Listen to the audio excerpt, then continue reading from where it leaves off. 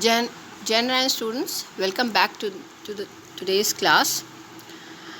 As we have discussed the Ganga river system, the Brahmaputra river system in our previous class, and the Indus river system in the previous class, today we are going to discuss the Peninsular river system. Yesterday, I had asked you to, as in your homework, to mark the Indus, the Ganga and the Brahmaputra river systems on the map of India, and also I have told you to jot down few important points.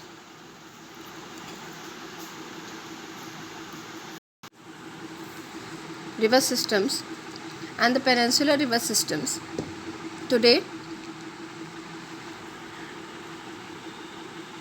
see, on this map of India, we have provided you all the major rivers of India, that is the Satluj, the Mahanadi, the Godavari, Krishna, Kaveri,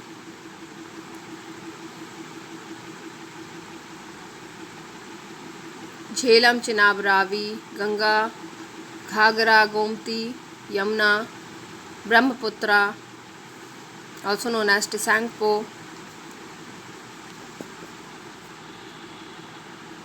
Now we concentrate on the Narmada river system, one of the peninsular rivers of India. See, that it originates at Amarkantak in Madhya Pradesh.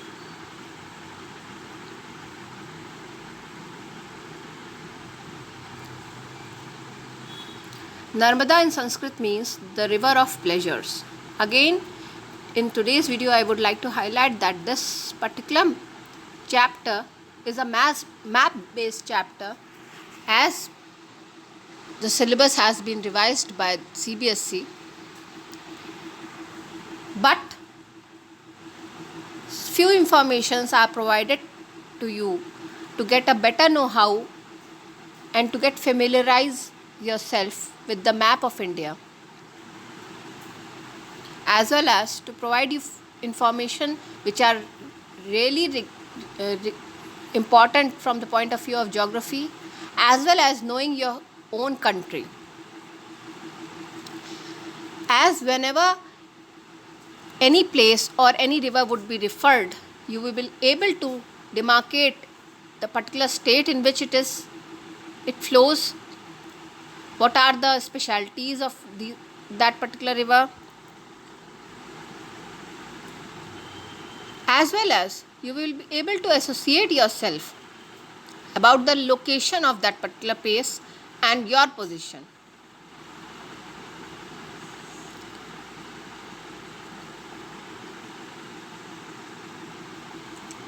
The Narmada river. Narmada, also called the Riva, in a river in central India and the fifth longest river in the Indian subcontinent. It is the third longest river that flows entirely within India after the Godavari and the Krishna. It is also known as the lifeline of Madhya Pradesh for its huge contribution to the state of Madhya Pradesh in many ways. It forms the traditional boundary between northern India and the southern India and flows westward over a length. So, by this note, you can very well imagine how much important this Narmada river is. See, it is the image of the Dhuandhar waterfalls, where the Narmada flows through between the marble rocks, and the corrosive action is evident very well over here. See the picture of the Dhuandhar waterfalls.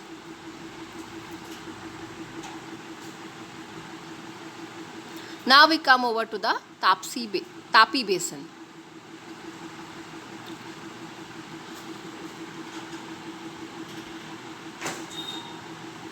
Just beneath Narmada river, Tapi is situated.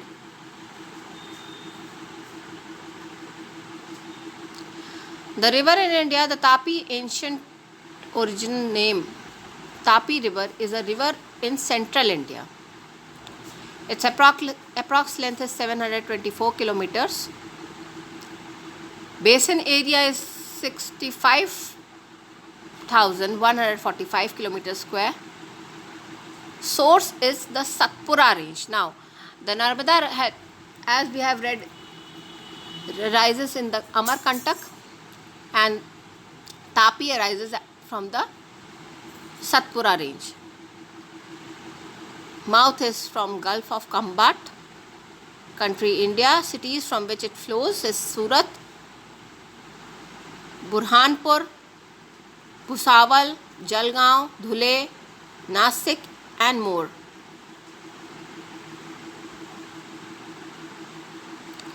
Coming to the Dakshin Ganga or Godavari or the Dakshin Ganga.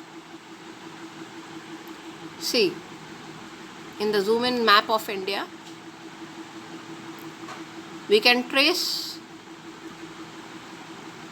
Trambakeshwar, Nasik, Pithan, Nanded, Bisar,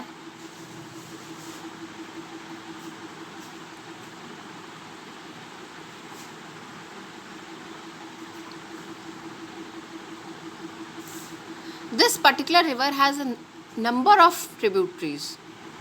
See, in this map, you can see the tributaries of the river Godavari or the Dakshin Ganga. These are the Pravara, Penganga, Indravati, Purna, Vardha, Sabarai, Manjira, Veni Ganga, Manair and Paranahita.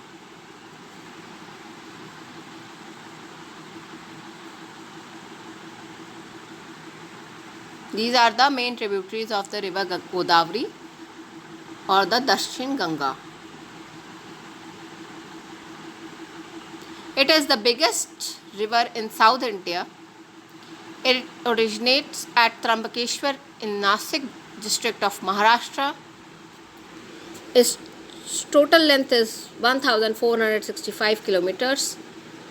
Covers an area of 694 kilometers in Maharashtra state, travels in 767 kilometers in Andhra Pradesh state. In Telangana, its portion is of 653 kilometers, and Andhra it is 114 kilometers. So you can imagine how much area Godavari river covers. See, it is an map from the space.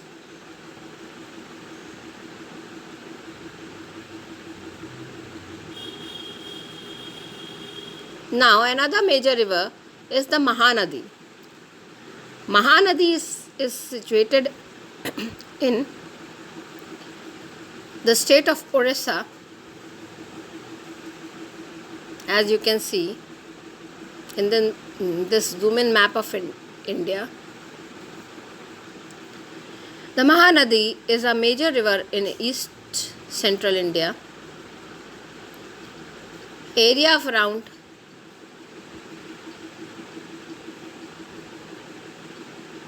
1,41,600 square kilometers and has a total course of 858 kilometers. The river flows through the state of Chhattisgarh and Orissa. Its length is of 858 kilometers. Sources: Sihava. Bridges across this river. Specialty is that the second Mahanadi rail bridge. Cities this river covers is Cuttack, Sambalpur, Sonapur, Odisha, Bhuj, Birmam, Jarpur and the Sabalaya.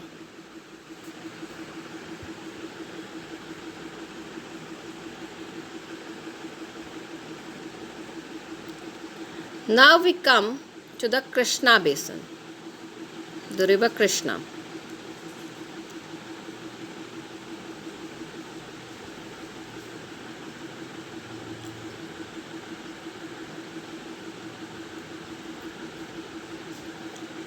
We have provided you a ample map support on the Krishna basin.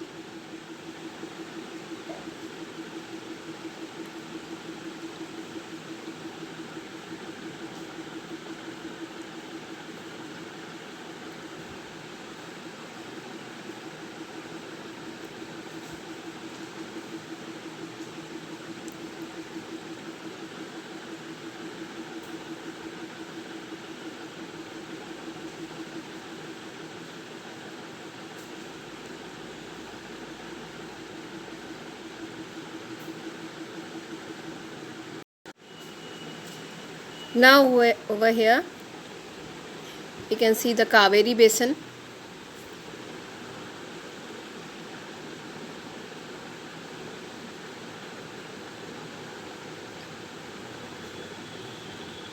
See the states of Karnataka, Tamil Nadu and Kerala.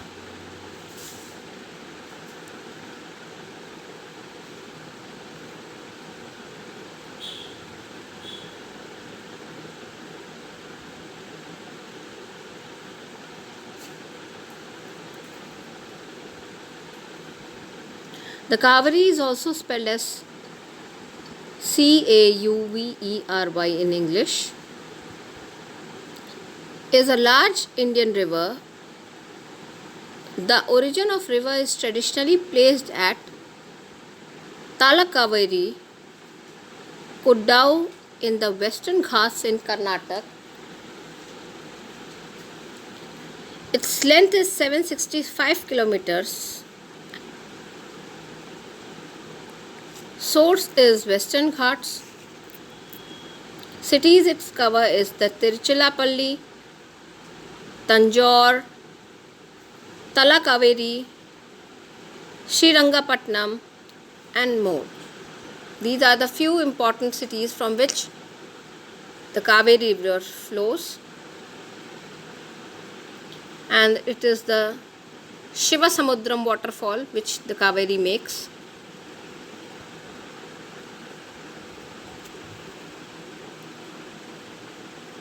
Again over here I would like to stress upon that this particular chapter is a map based chapter, and as revised by CBSE, only the map work is coming. So please be very conscious regarding the marking of the rivers.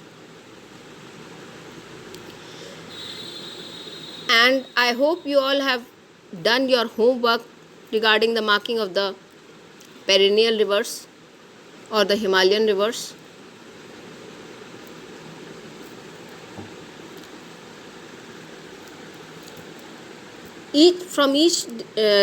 Every day's time, do take out 5 minutes special time for the marking of the map work.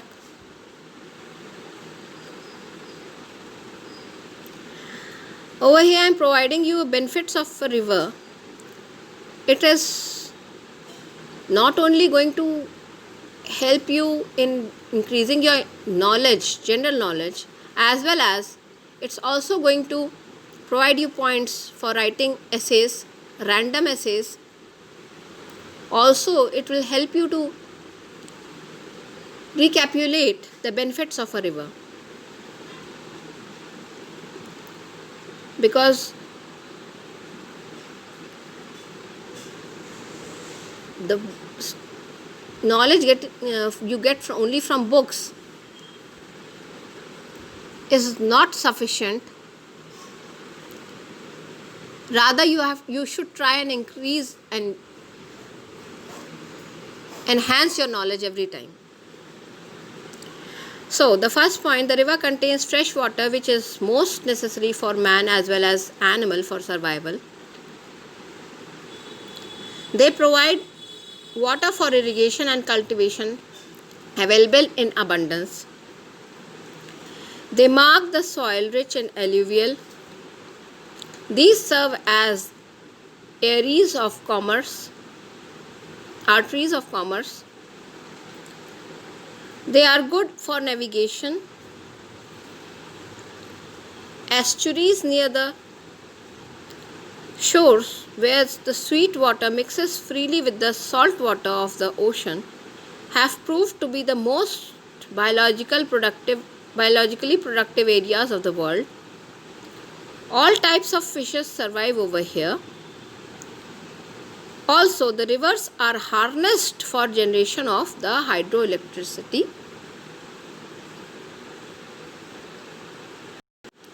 Thus, we come to an end to this chapter. Like yesterday, I would like to give you an homework to mark these peninsular rivers by the help of the map provided by the means of slides. Also, I would like all the students to follow the precautions and the guidelines provided with regards to the COVID-19, and should also try to increase their immunity level by following the guidelines of the Ayush Mantralaya. So, students, do practice your map and stay home, stay safe. We'll meet in your next class with. Till then, stay home, stay safe.